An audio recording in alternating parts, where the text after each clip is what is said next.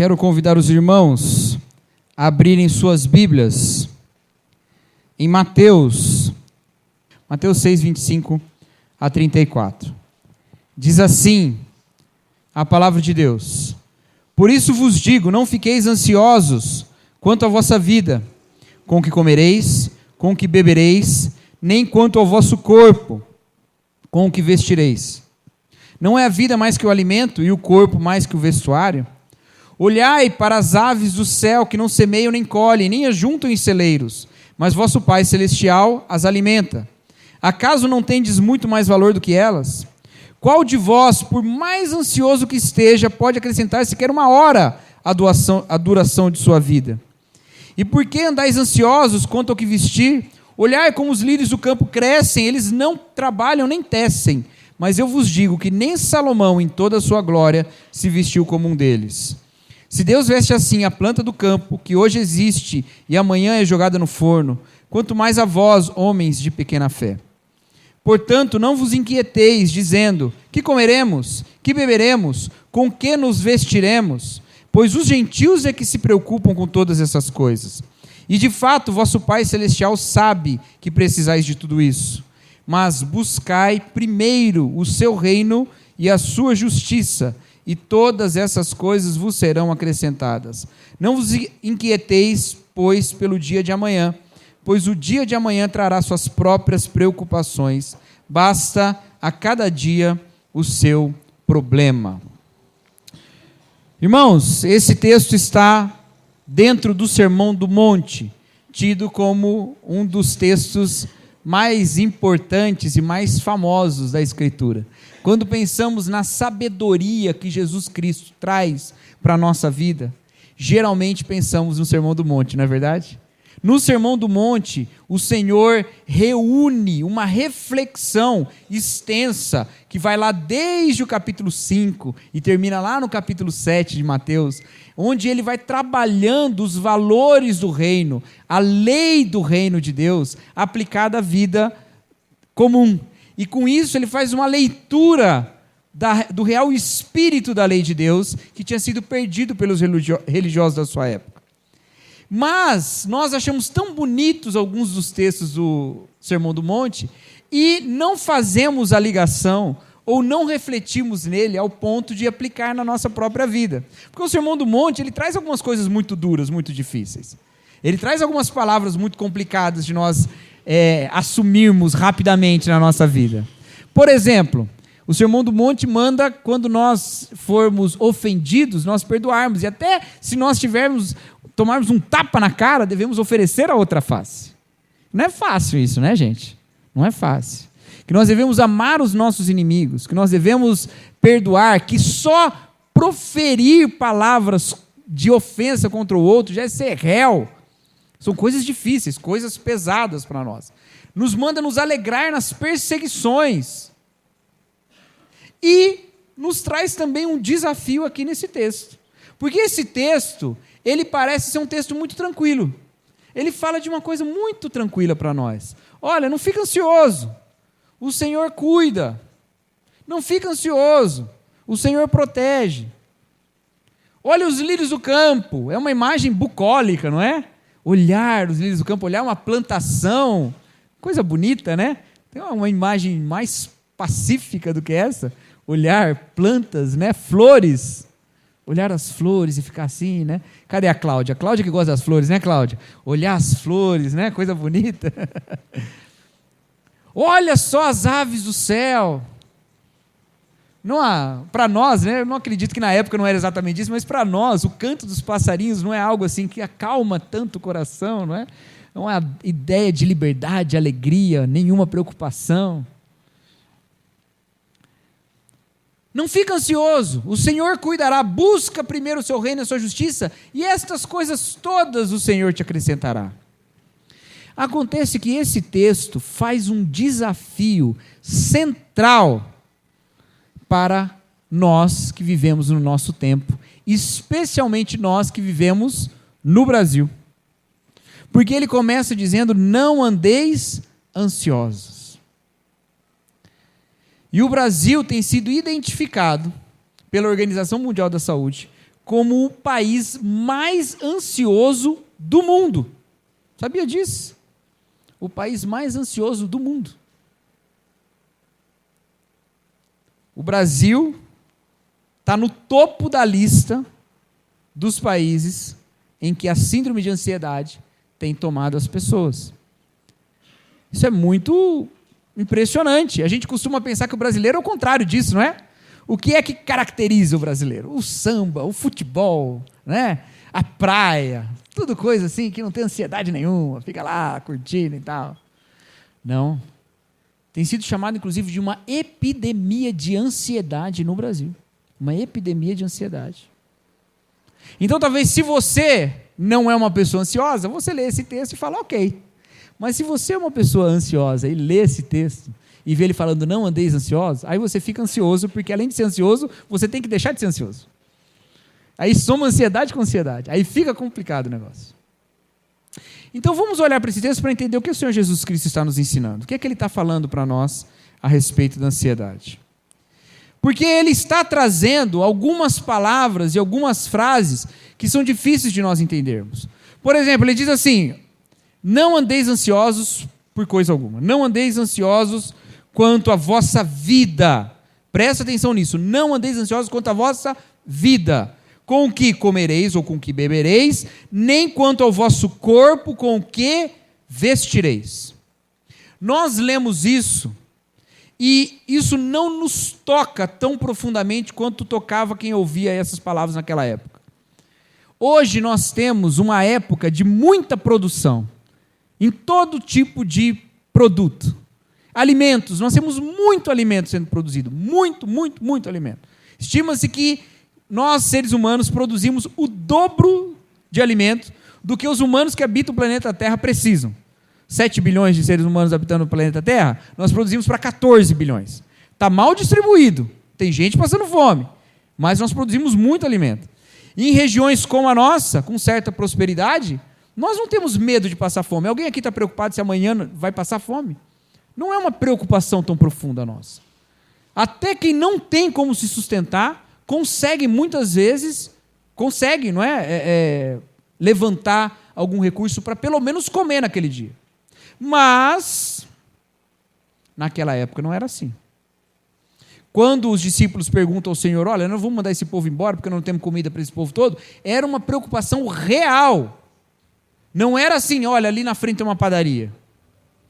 Ou o supermercado mais perto fica a 2 quilômetros. Não, era uma preocupação real. Eles poderiam se encontrar num anoitecer sem comida nenhuma. E acabou.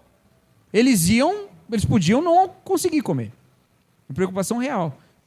E outra, não só essa questão de falta de venda, mas de uma época de estarem muito suscetíveis às intempéries. Então, um mau tempo podia acabar com as plantações, e aí acabava com a comida daquela região. Nesse período já de Império Romano, você tinha muito trânsito de mercadoria pelo mar Mediterrâneo, mas poderia haver, porque era muita gente também, poderia haver escassez de alimento em regiões naquela época. E acontecia. Era uma preocupação real das pessoas não terem o que comer.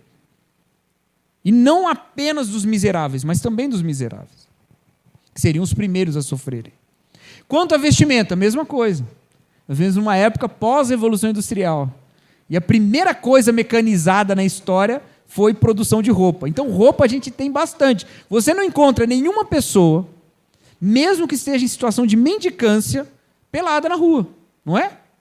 Então, quando fala, não se preocupe, quando o apóstolo Paulo escreve lá aos Romanos, nem fome, nem nudez. Fala, mas nudez, né? Quem fica nu? Ninguém fica nu. Mas era uma preocupação real. Vestuário, tecido, isso não era barato, não era pouca coisa. Hoje a gente não só tem roupa barata, como a gente pode escolher a cor que quer. Nem todas as cores eram acessíveis naquela época. Ele está falando de coisas, de medos, de ansiedades profundas e reais das pessoas. E ele está dizendo, não fiquem preocupados com essas coisas. Não fiquem preocupados com essas coisas. E por que exatamente essas coisas ele está trazendo? Primeiro, porque ela tem a ver com a base da vida e das necessidades, não é? Seria horrível alguém não poder comer e morrer de fome. Seria horrível alguém não ter o que vestir e sair nu na rua. Mas tem mais uma coisa que é importante. Olha como que ele responde a essas ansiedades. Olha como ele responde. Versículo 26. Olhai para as aves do céu, que não semeiam nem colhem, nem ajuntam em celeiros, mas vosso Pai Celestial as alimenta. Acaso não tendes muito mais valor do que elas? O que está sendo envolvido nessa palavra de Jesus Cristo é o valor das pessoas. Isso não fica muito claro numa primeira leitura, mas é o que está acontecendo aqui. Por quê? As duas coisas que ele traz são duas situações que colocavam as pessoas em vergonha. Quem não tinha o que comer ia fazer o quê? Pedir. E isso era vergonhoso. O Senhor Jesus Cristo, contando a história do administrador astuto, coloca uma fala naquela parábola, uma fala na boca do administrador astuto, que é: o que eu vou fazer se eu for expulso daqui, mandado embora do meu trabalho? Eu não tenho força para cavar e tenho vergonha de mendigar. Era vergonha mendigar. Ele está falando sobre valor, ele está falando sobre honra, ele está falando das coisas que colocavam ansiedade no coração das pessoas, porque a própria honra delas estava vinculada com aquilo. E ele está indo no mais profundo da vergonha: mendigar ou andar nu. Eram as maiores vergonhas possíveis. E ele fala: o Senhor é que cuida disso, porque os lírios do campo se vestem melhor do que Salomão, porque as aves do céu se alimentam, e vocês têm mais valor do que elas. Vocês têm mais valor. O que está sendo colocado é uma questão de valor, o que está sendo colocado é uma questão de honra, porque é isso que envolve a nossa ansiedade também. Claro que o medo pela vida, a ansiedade pela vida, ela nos toca. Se você tem uma condição de saúde que preocupa, alguma coisa que você tem que tratar, alguma coisa que te coloca diante de pensar: meu Deus, e agora? Como será a minha vida com essa doença? Obviamente você fica ansioso. E o Senhor nos ensina a descansar nesses casos também. Nós vamos falar sobre isso também. Ele nos ensina a descansar nesses casos também. Nos ensina a confiar nele nisso também. Mas não é só nisso que está a nossa ansiedade. A gente fica ansioso por causa do nosso trabalho. Por quê? Porque a gente confunde o valor da nossa vida. A gente confunde a nossa própria vida e existência com o nosso trabalho. A nossa própria identidade com o nosso trabalho. Perder o nosso trabalho é vergonha de alguma forma. Perder o nosso trabalho é colocar em xeque a identidade que a gente construiu naquilo. Então, nós estamos atribuindo um medo pela própria vida a coisas que não têm poder de tirar a nossa vida. E ficamos ansiosos com essas coisas. Eu acredito que o Brasil tem sido o país mais ansioso do mundo por causa disso tudo. Porque a gente tem ansiedade pela vida. Em grandes centros, as pessoas têm medo de morrer. Têm medo de morrer. Elas não vão na igreja muito tarde, se moram longe da igreja, porque elas podem correr o risco de vida. Então elas não vão. Porque é arriscado. O medo de morrer está frequentemente diante delas. E não vou nem falar sobre o medo em relação ao trabalho e sobre se sustentar. Porque se tem uma coisa que a gente não tem segurança nenhuma no Brasil ultimamente, é se a gente vai estar empregado amanhã. Não é? Essas mudanças todas mexem com o nosso coração. Disparam em nós a ansiedade. E você pode falar: bom, mas isso é um adendo. Isso é um adendo na vida cristã. Não é uma coisa tão importante. Se eu sou ansioso, não sou ansioso, isso não é tão importante na vida cristã. Mas é. E a Bíblia trata isso com muita importância. Sabe por quê? Primeiro, porque nós romantizamos a ansiedade às vezes. A gente acredita que estar preocupado com as coisas é estar atento. Não é? Se alguém pergunta para você e fala assim: e aí, como é que você está? Qual que é a resposta? Estou bem, cara, correria. Se você falar assim: correria nenhuma, está de boa, o que a pessoa vai pensar de você? Não vai pensar nada, mas você acha que ela vai pensar que você é um desocupado, não é? Você vai fazer uma entrevista de emprego. Aí a pessoa pergunta: e aí, agora me fala um defeito seu. Uma pergunta que eu nunca entendi é essa: o que você quer com isso? Mas tudo bem, fazem, né? Fala um defeito seu. Qual que é o defeito que as pessoas falam numa entrevista de emprego? Eu sou perfeccionista. Por quê? O que ela quer dizer com isso? Que ela é perfeccionista. O meu único defeito é querer que nada tenha defeito. O meu único defeito é ser absolutamente intolerante com defeitos. Traço de ansiedade também, não é? A gente romantiza isso, a gente acredita que está preocupado, que estar ocupado, que estar informado dos problemas e preparado para o mal que vem à frente, é estar bem prudente. Mas ansiedade e prudência não são a mesma coisa. E a palavra de Deus trata da ansiedade diversas vezes. Diversas vezes. Esse texto, Filipenses, capítulo 4, 1 Pedro, capítulo 5. Mas, interessantemente, também, o Senhor Jesus Cristo falando falando a parábola do semeador. Lembra a parábola do semeador? Mateus, capítulo 13. O Senhor Jesus Cristo diz: saiu o semeador a semear, umas sementes caíram pelo caminho, e as aves vieram e comeram aquelas sementes. Outras caíram em terreno pedregoso, não conseguiram criar raízes e morreram secas, e outras caíram entre os espinhos. Aí o Senhor começa a explicar a parábola. E o que ele diz? A que caiu no caminho foi aquela em que a palavra chegou, mas o inimigo foi lá e tomou a palavra. A que caiu no terreno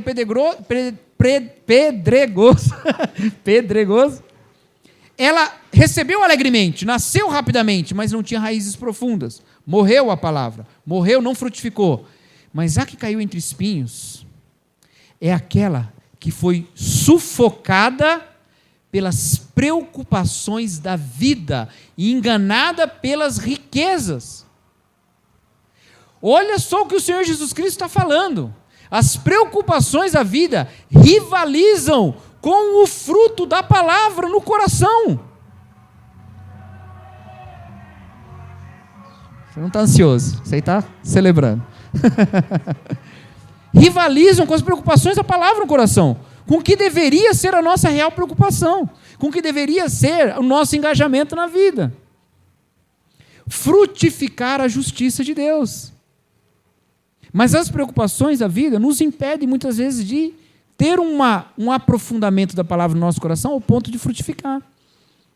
E por isso eu quero fazer uma distinção agora bem clara. Eu estou falando da ansiedade.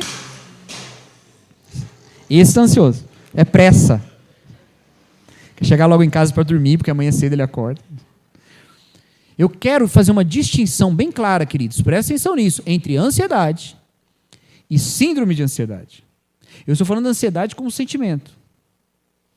Mas se você percebe que mesmo com tudo isso, e sabendo que a palavra de Deus fala sobre ansiedade, fala para a gente não andar ansioso, e você fala, eu não consigo, eu tenho crise de ansiedade, essa coisa é profunda no meu coração, o que a palavra de Deus te recomenda fazer? A usar das ferramentas disponíveis para tratar isso no seu coração. Às vezes a gente coloca em oposição a palavra de Deus e a psicologia, a palavra de Deus e as ciências da saúde mental. Não! São ferramentas para nos livrar, inclusive, de comportamentos que nos impedem de frutificar mais. Não é? Então, se você nota uma ansiedade de um ponto patológico, uma doença, busque ajuda. O Senhor te pede que você busque ajuda. Cuida de você com os recursos que existem para você frutificar mais. Não é sinal de fraqueza, não é fraqueza espiritual, pelo contrário, é consciência espiritual. É saber que algumas coisas travam o seu frutificar e lidar com essas coisas. Isso é bom. Mas a ansiedade como sentimento nos demonstra isso. Demonstra que a gente precisa lidar com isso, precisamos lidar com isso. E como eu disse, o Senhor Jesus Cristo fala aqui a respeito de valor. Ficamos ansiosos porque colocamos o valor da nossa vida em coisas que tiram a nossa tranquilidade, que tiram a nossa calma em relação ao fato de que o Senhor está cuidando disso tudo. Isso é tão real, isso é tão verdadeiro, que a palavra de Deus trata nessa forma em outros dois textos. Em 1 Pedro capítulo 5, o apóstolo Pedro fala para nós lançarmos a nossa ansiedade ao Senhor, que Ele tem cuidado de nós. Mas antes ele diz como é que nós fazemos isso. Humilhai-vos, pois, diante da poderosa mão de Deus, e Ele ao devido tempo vos exaltará, lançando sobre Ele a vossa ansiedade, pois Ele tem cuidado de vós. Lançar a ansiedade sobre o Senhor é abrir mão do orgulho. porque queremos dar um sentido para a nossa vida, porque queremos que a nossa vida seja uma vida bem-sucedida em várias coisas, e então a nossa vida e a nossa identidade depende dessas coisas, e isso tudo é orgulho. Eu quero ser uma pessoa bem-sucedida no meu trabalho, porque é isso que eu quero ser da minha vida.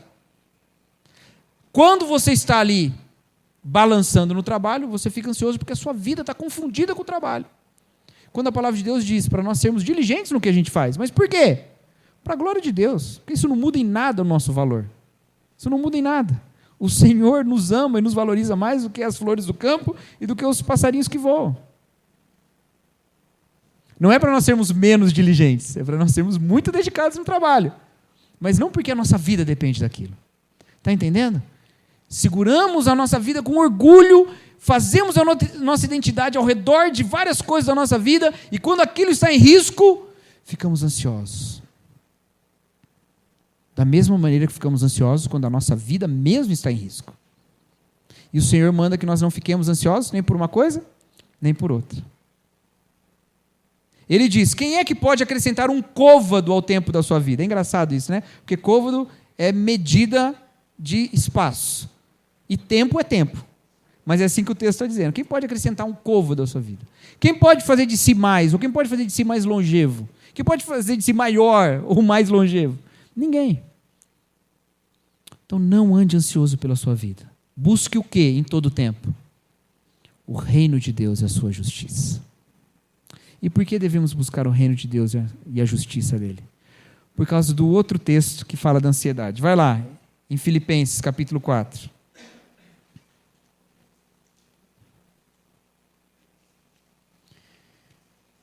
Filipenses capítulo 4. Do versículo 6 e versículo 7. Só o versículo 6 e o versículo 7. Filipenses 4, 6 e 7.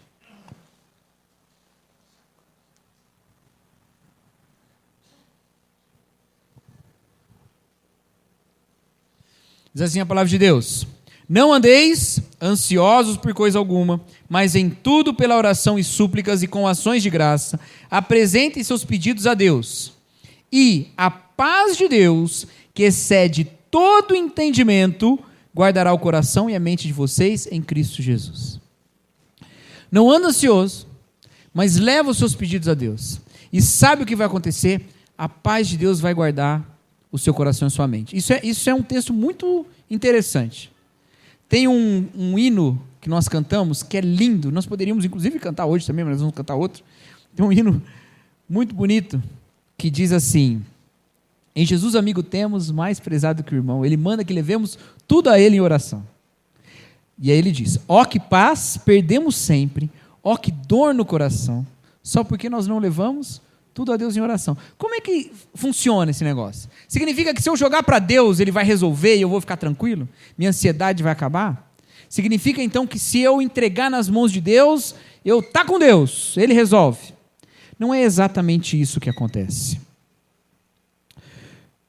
Chave para a gente entender esse texto é o termo paz de Deus. Paz de Deus.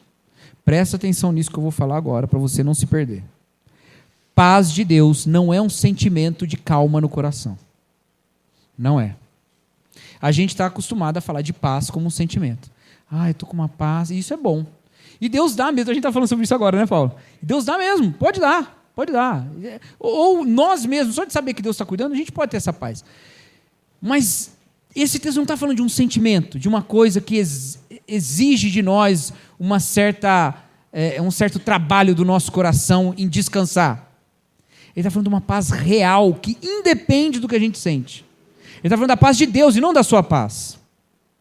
Ele está falando de uma paz que já é existente. O pensamento judaico ele é bem mais concreto que o nosso. E Paulo costuma escrever com a sua mentalidade judaica, apesar de ele ter conhecimento também do pensamento grego. Quando fala de paz no pensamento judaico, não está falando de sentimento. Está falando de paz real. Está falando de uma situação de paz. Está falando de uma ausência de conflito, de um conflito que não existe mais, de uma guerra que acabou. Isso é paz, isso é uma paz concreta. Ainda que no seu coração você tenha raiva do inimigo numa guerra, se a guerra acabou, o que tem lá? Paz. Entendeu? Vamos lá, estamos em guerra com a Argentina. Aí acabou a guerra. E você no seu coração você fala, mas eu ainda estou com raiva, tanto brasileiro que morreu lá. Tudo isso é pecado, viu, gente? Não é para ter raiva dos outros, não. Mas estou só dando exemplo. O seu coração não está em paz, mas o que existe de fato? Paz, não está mais em guerra. É dessa paz concreta que está sendo dito aqui. E que paz concreta é essa? Que paz de Deus é essa? Aquela que o próprio apóstolo Paulo fala, que nós justificados em Cristo, nós temos paz com Deus. A paz de Deus é a paz com Deus. Significa o seguinte, quando eu olho para a cruz de Jesus Cristo, eu vejo que o Senhor me reconciliou com Ele. Entre eu e Deus não há mais inimizade. Entre eu e Deus existe o quê? Paz. Existe amor. Existe comunhão. Tudo o que acontece na minha vida, acontece dentro de um relacionamento amoroso que eu tenho com Deus. Então, eu posso perder o emprego? Posso, mas uma coisa eu não posso perder, minha amizade com Deus. Porque a paz está selada na cruz, ela já é real. Eu posso passar por um problema de saúde? Posso, mas uma coisa eu não vou passar, inimizade com Deus mais. Por quê? Porque a amizade custou Cristo, já existe essa cruz, não precisa de outra. Essa mentalidade no Evangelho deve reinar no nosso coração. Esse reino de Deus no nosso coração nos leva a buscar o reino de Deus. Essa paz real que existe entre nós e Deus nos traz essa consciência de que, ainda que as coisas estejam difíceis, eu tenho um relacionamento eterno de amor com Deus. E todo tipo de ansiedade não sobrepõe a realidade da minha amizade eterna com Deus. Todo problema não deve tirar a minha paz. Nenhum problema deve me fazer desesperar da minha vida, porque minha vida eterna está garantida com Deus, e ela é maior do que a duração dos meus problemas. Está entendendo? Lembra a questão do valor?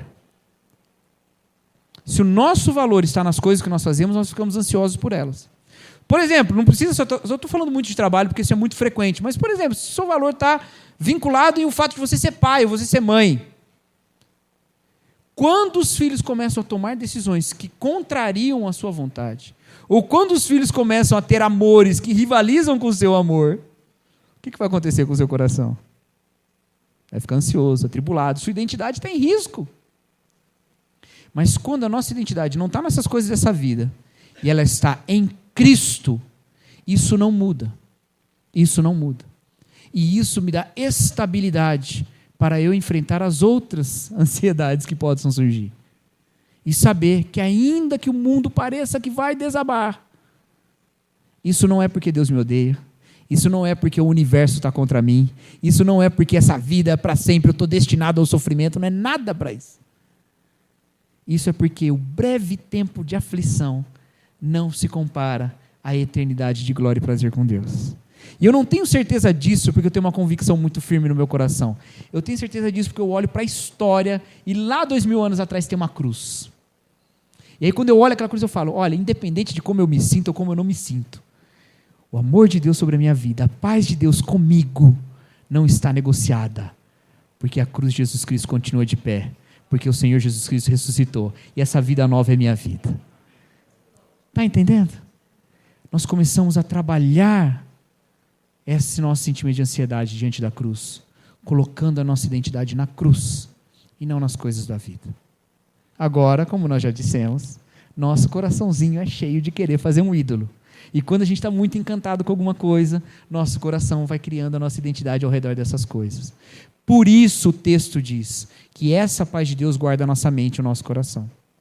Porque é a realidade dessa cruz que vai fazer com que nós tenhamos pensamentos corretos a respeito das ansiedades da vida.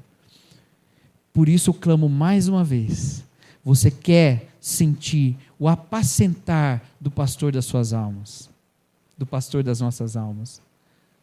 Não espere que ele vá, enfie a mão no seu coração e transforme os sentimentos complicados que você tem. Não. Volte-se para a realidade da paz que já existe. Volte-se para a meditação do Evangelho. Reflita nessas verdades. E levante para viver a vida sabendo, o mundo é muito instável. As coisas são muito difíceis. Eu não sei o que vai ser amanhã, mas uma coisa eu sei em quem eu creio.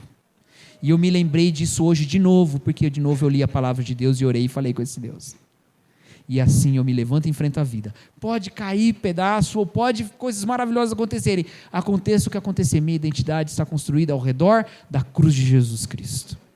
E eu vou caminhar com essa certeza. Amém, queridos?